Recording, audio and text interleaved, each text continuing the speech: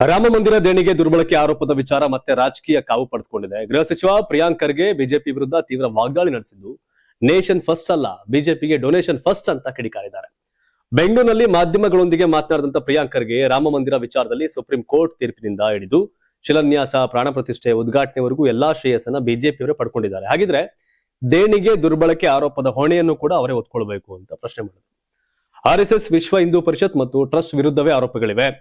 Trust ಸದಸ್ಯರು ರಾಜೀನಾಮೆ ನೀಡಿದ್ದಾರೆ ಅಂದ್ರೆ ಹಣ ಎಲ್ಲಿಗೋಯ್ತು ಎಂಬ ಪ್ರಶ್ನೆಗೆ ಉತ್ತರ ನೀಡಬೇಕು. ಇದಕ್ಕೆ ಕಾಂಗ್ರೆಸ್ ಏಕೆ ಉತ್ತರ ಕೊಡಬೇಕು ಅಂತ ಅವ್ರು ಹೇಳೋರೆ. ಕರೆಕ್ಟ್, ಬಿಜೆಪಿ ವಿರುದ್ಧ ಅವರೇ ಕೊಡಬೇಕು. ಇದೇ ವೇಳೆ ಪ್ರಧಾನಿ ನರೇಂದ್ರ ಮೋದಿ ಅವರ ವಿದೇಶ ಪ್ರವಾಸವನ್ನು ಟೀಕಿಸಿದ ಪ್ರಿಯಾಂಕ್ ಖರ್ಗೆ ಸಾರ್ವಜನಿಕರ ಪ್ರಶ್ನೆಗಳಿಗೆ ಉತ್ತರಿಸಬೇಕಾದಂತ ಸಂದರ್ಭದಲ್ಲಿ ಪ್ರಧಾನಿ ವಿದೇಶ ಪ್ರವಾಸಕ್ಕೆ ತೆರಳುತ್ತಾರೆ ಅಂತ ವ್ಯಂಗ್ಯವಾಡಿದ್ರು. ಪ್ರಿಯಾಂಕ್ ಖರ್ಗೆ ಅವರ ಹೇಳಿಕೆ ರಾಜಕೀಯ ವಲಯದಲ್ಲಿ ಹೊಸ ಚರ್ಚೆಗೆ ಕಾರಣವಾಗಿದ್ದು, ಬಿಜೆಪಿ ಇದಕ್ಕೆ ಯಾವ ರೀತಿಯ ಪ್ರತಿಕ್ರಿಯೆ ನೀಡಲಿದೆ ಎಂಬುದರತ್ತ ಗಮನ ನೆಟ್ಟಿದೆ. ಕರೆಕ್ಟ್, ರಾಮ ಮಂದಿರದ ಮಸೀದಿ ಕೆಡವಿ ರಾಮ ಮಂದಿರ ಕಟ್ತೀವಿ ಅಂತ ಶುರುವಾದಂತ ಹೋರಾಟ, ಕಟ್ಟಿದ್ದು ಶ್ರೇಯಸ್ಸು ಎಲ್ಲವೂ ಬಿಜೆಪಿಗೆ ಸಲ್ಲತ್ತೆ ಅನ್ನುವುದಾದರೆ ಅಲ್ಲಾಗಿರ್ತಕ್ಕಂಥ ವ್ಯತ್ಯಾಸದ ಹೊಣೆಗಾರರು ಅವರೇ ಆಗಿರ್ಬೇಕಲ್ಲ. ಲಾಭ ತಗೊಳಕ್ ಮಾತ್ರ ಬಿಜೆಪಿ, ನಷ್ಟ ಆದ್ರೆ ಅದೆಲ್ಲ ಬೇರೆಯವರೊಂದಾಗತ್ತಾ? ಆಗಲ್ಲ. ಕರೆಕ್ಟ್, ಪ್ರಿಯಾಂಕ್ ಖರ್ಗೆ ಹೇಳಿದ್ರು. ಅಂಡ್ ವಿದೇಶಕ್ಕೆ ನರೇಂದ್ರ ಮೋದಿ ಈಗ ಹೋಗ್ತಾ ಇಲ್ಲ. ಅವ್ರು ಎಲ್ಲಿ ಹೋಗ್ತಾರೆ, ಯಾರನ್ನ ಭೇಟಿ ಆಗ್ತಾರೆ ಅಂತ ಕಂಪ್ಲೀಟ್ ಕ್ಲಾರಿಟಿ ಇದೆ. ಆದ್ರೆ ರಾಹುಲ್ ಗಾಂಧಿ ಅವರು ವಿದೇಶಕ್ಕೆ ಹೋಗ್ತಾರೆ, ಯಾರನ್ನ ಭೇಟಿ ಆಗ್ತಾರೆ ಅಂತ ಗೊತ್ತಿಲ್ಲ. ಕಾಯ್ತಾರೆ DK ಶಿವಕುಮಾರ್ ಬಂದ ತಕ್ಷಣ ಕ್ಯಾಬಿನೆಟ್ ವಿಸ್ತರಣೆ ಮಾಡೋಣ ಅಂತ ಅಲ್ವಾ.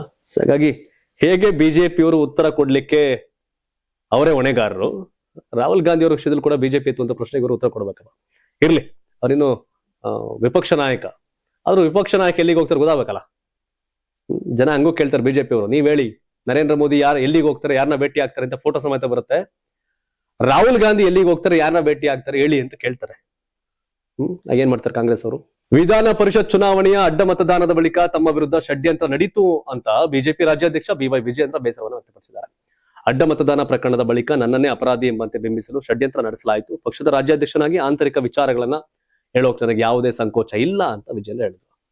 ಬಿಜೆಪಿ ರಾಜ್ಯಾಧ್ಯಕ್ಷ ಆಗಿ ಆಂತರಿಕ ವಿಷಯ ಹೇಳ್ತೀವಿ ಅಂದ್ರೆ ನಿಮ್ಗೆ ಜವಾಬ್ದಾರಿ ಇಲ್ಲ ಅಂತ ಅರ್ಥ. ವಿಜಯೇಂದ್ರ ಅವ್ರಿಗೆ ಆಂತರಿಕ ವಿಷಯಗಳನ್ನ ನೀವೇ ಚರ್ಚೆ ಮಾಡ್ಕೋಬೇಕು. ನೀವು ಹೋಗ್ಬಿಟ್ಟು ನಿತಿನ್ ನಬೀನ್ ಹತ್ರ ಹೇಳ್ಬೇಕು. ಆದ್ ಬೀದಿಲ್ ನೀವು ಹೇಳ್ಕತ್ತೀರಿ ಅನ್ನೋದಾದ್ರೆ ಅಧ್ಯಕ್ಷ ಆಗಿ ಏನ್ ಬಂತು ಅವನಿಗೆ? ಬಿಜೆಪಿ ಅನ್ನೋ ಟೀಮ್ಗೆ ಟೀಮ್ ಲೀಡರ್, ಬಟ್ ಬಿಜೆಪಿಯ ಗುಂಪಿನ ನಾಯಕ ಆದ್ರಿ ಅನ್ನೋ ಆರೋಪ. ಟೀಮ್ ಲೀಡರ್ ಜವಾಬ್ದಾರಿ ಕೊಟ್ಟ ಮೇಲೆ ಟೀಮ್ ಲೀಡರ್ ಆಗಿರ್ಬೇಕು, ಗ್ರೂಪ್ ಲೀಡರ್ ತರ ಯಾಕೆ ಬಿಹೇವ್ ಮಾಡಬೇಕು ಅಂತ ನಿಮ್ಮ ವಿರೋಧಿಗಳ ಆರೋಪ ಮಾಡ್ತಾರೆ. ನಾಯಕ ಆದವನು ಸಿಕ್ಕದ ಕಡೆ ಸಮಸ್ಯೆ ಹೇಳ್ಕೊಂಡು ನಿಂತ್ಕೊಂಡ್ರೆ ಅವ್ನು ಲೀಡರ್ ಅಲ್ಲ. ತನ್ನ ಸಮಸ್ಯೆಗಳನ್ನ ಮೆಟ್ ನಿಂತು ಅದನ್ನ ಹ್ಯಾಂಡಲ್ ಮಾಡೋದ ಲೀಡರ್ಗೆ ಲಕ್ಷಣ. ಆದ್ರೆ ಸಿಕ್ಕಂತ ಅವಕಾಶವನ್ನ ಸರಿಯಾಗಿ ಬಳಸ್ಕೊಳ್ಳಿಲ್ವೇನೋ ವಿಜಯೇಂದ್ರ ಅವರು ಅಂತ ಅನ್ಸುತ್ತೆ. ಯಡಿಯೂರಪ್ಪ ಲೀಡರ್, ಆದ್ರೆ ವಿಜಯೇಂದ್ರ ಅವರು ಲೀಡರ್ ಆಗ್ಬೇಕು ಆ ಮಟ್ಟಿಗೆ ಇನ್ನು ಟೈಮ್ ಬೇಕು. ಹಾಗಾಗಿ ಹೌದು, 40% ಸರ್ಕಾರ ಅಂತ ಬಂದಾಗ ಅದನ್ನ ಸಮರ್ಪಕವಾಗಿ ಬಿಜೆಪಿ ಅವರು ಕೌಂಟರ್ ಮಾಡ್ಲಿಲ್ಲ. I agree. ಕಾಂಗ್ರೆಸ್ ಅವರು ಆರೋಪ ಮಾಡ್ತಾರೆ. ವಿಜಯೇಂದ್ರ ಅವರು ಯಾವ ಮುಖ ಇಟ್ಕೊಂಡು ನೀವು ಆರೋಪ ಮಾಡ್ತೀರಿ?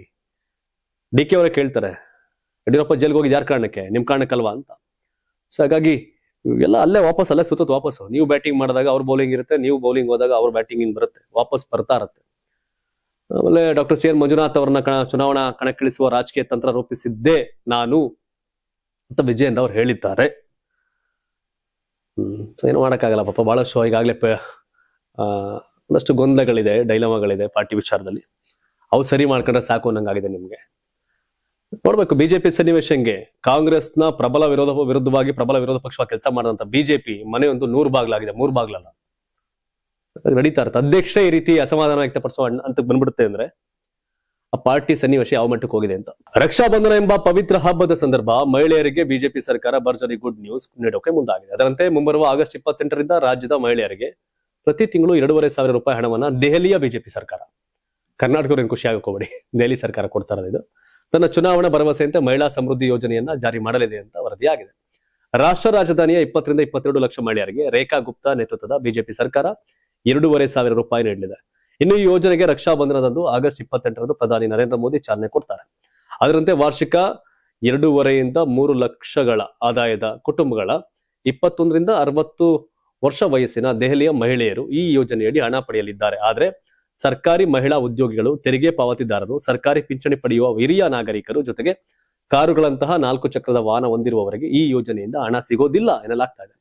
ಏತನ್ಮಧ್ಯೆ ಅಧಿಕಾರಿಗಳನ್ನ ಉಲ್ಲೇಖಿಸಿ ಯೋಜನೆಗೆ ಈಗಾಗಲೇ ಬಹುತೇಕ ಎಲ್ಲಾ ಕೆಲಸಗಳು ಪೂರ್ಣಗೊಂಡಿದ್ದು ಇನ್ನುಳಿದ ಪ್ರಕ್ರಿಯೆ ಕೂಡ ಶೀಘ್ರ ಮುಗಿಯಲಿದ್ದು ಆಗಸ್ಟ್ 28ರಿಂದ ಎಲ್ಲರಿಗೂ ನೇರ ಹಣ ವರ್ಗಾವಣೆ ಮೂಲಕ ಅರ್ಹ ಫಲಾನುಭವಿಗಳ ಅಕೌಂಟ್ಗೆ ಹಣವನ್ನ ನೇರವಾಗಿ ಟ್ರಾನ್ಸ್ಫರ್ ಮಾಡಲಾಗುತ್ತೆ ಅಂತ ಹೇಳಿದ್ದಾರೆ.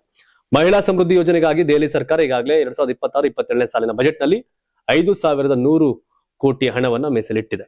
ಯೋಜನೆಯ ಬಗ್ಗೆ ಪ್ರತಿಕ್ರಿಯಿಸಿರ್ತಕ್ಕಂಥ ಮುಖ್ಯಮಂತ್ರಿ ರೇಖಾ ಗುಪ್ತಾ, ಯೋಜನೆಯಡಿ ಎಲ್ಲಾ ಅರ್ಹ ಫಲಾನುಭವಿಗಳಿಗೆ ಯಾವುದೇ ತೊಂದರೆ ಇಲ್ಲದೆ ಸರಿಯಾಗಿ ಹಣ ಸೇರುತ್ತೆ ಅನ್ನೋದನ್ನ ಖಚಿತಪಡಿಸಿಕೊಂಡ ನಂತರವೇ ತಮ್ಮ ಸರ್ಕಾರ ಜಾರಿಗೆ ತರುತ್ತಿರುವುದಾಗಿ ಹೇಳಿದ್ದಾರೆ. ಗುಡ್. ದುರಂತ ಅಂದ್ರೆ ಕರ್ನಾಟಕದಲ್ಲಿ ಕಾಂಗ್ರೆಸ್ ಸರ್ಕಾರ ಅಧಿಕಾರಕ್ಕೆ ಬಂದಾಗ ಗ್ಯಾರಂಟಿಯನ್ನ ಬರಕ್ ಮುಂಚೆ ಹೇಳಿದ್ರು, ಘೋಷಣೆ ಮಾಡಿದ್ರು, ಜಾರಿಗೆ ತಂದ್ರು, ಅಕೌಂಟ್ ಹಾಕಕ್ ಶುರುವಾದ್ರು. ದೆಹಲಿಯಲ್ಲಿ ಬಿಜೆಪಿ ಸರ್ಕಾರ ಅಧಿಕಾರಕ್ಕೆ ಬಂದು ಹತ್ತತ್ರ ವರ್ಷ ದಾಟ್ತು. ಆದ್ರೆ ಕೊಟ್ಟಂತ ಮಾತನ್ನ 1 ವರ್ಷ ಆದ್ಮೇಲೆ ಈಗ ಇಂಪ್ಲಿಮೆಂಟ್ ಮಾಡ್ತಾ ಇದ್ದಾರೆ. ಗ್ಯಾರಂಟಿ ಬಂದ್ರೆ ದಿವಾಳಿ ಆಗುತ್ತೆ ಅಂತ ಹೇಳ್ತಿದ್ರು ಬಿಜೆಪಿ ಅವರೇ. ಬಟ್ ಹಾಗಾಗಿ ಏನಾಗ್ತದೆ, ಎಲ್ಲ ಡೂಪ್ಲಿಕೇಟ್ ಆಗ್ತಿದೆ, ಕಾಪಿ ಆಗ್ತಿದೆ. ಈಗ ಯಾರನ್ನು ಟೀಕೆ ಮಾಡುವ ಸ್ಟೇಜ್ ಅಲ್ಲಿ ಯಾರು ಇಲ್ಲ.